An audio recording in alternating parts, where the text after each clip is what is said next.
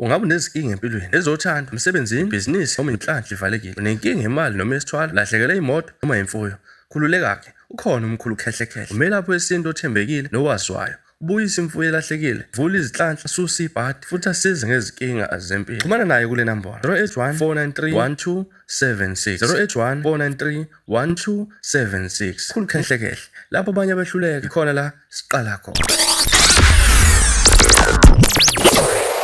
Sanibona noyingane zakwethu, angibingelele phinde futhi-ke nginamukele kuyona i-channel ehamba phambili. Mina lami igama ngiveza ngituthunga khumalo bathi elasbo namagumede. Ngizophinde ngicela ngana kwethu ukuthi mangabe usemusha kuleli khasi, ngicela nje share ukuthi uyasubscribe, ungakhohlwa ukukhomenta nokulike nokushare.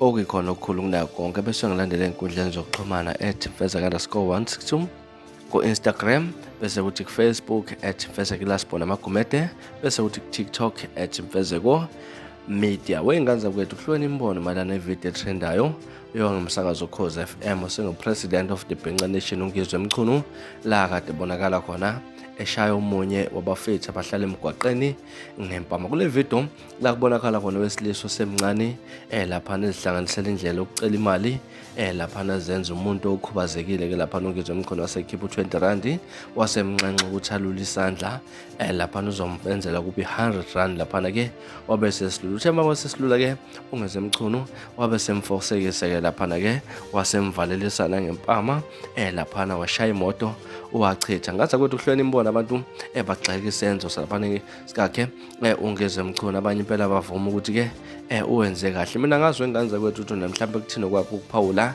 ngalolu daba. Sazi ukuthi kuhlukene ukuphanda khona kwehli kahle mangabe uzokwenza laphana ukuzama ngokukhubazeka laphana ke mhlawumbe engazama khona enye indlela mhlawumbe yokuphanda, kodwa khona ke ngeke ngithi mhlawumbe kungcono. Abanye abantu baye bathi ke kungcono laphana akakhipha imesa akabamba inkunzi laphana imali uzikhiphela wena laphana futhi ngothando olusuka kuwe ke. Akufana nokuthi ke mhlawumbe umuntu akurobhe ngendlela angabonanga kahle uzibona imali usungenayo. Ngaza kwethu nakuthina kwakho ukuphawula ngalolu daba, hlala khona comment section ke ngizwe ukuthi ulithini lwakho uva ngalolu daba. Mina ngilasiboni sengiphuma manje nansi video yakho Ngizwe Mchunu abonakala khona owamasa lo wesilisa ngempama. Nansi video ibe nosuku lomnandi, ngithanda khona.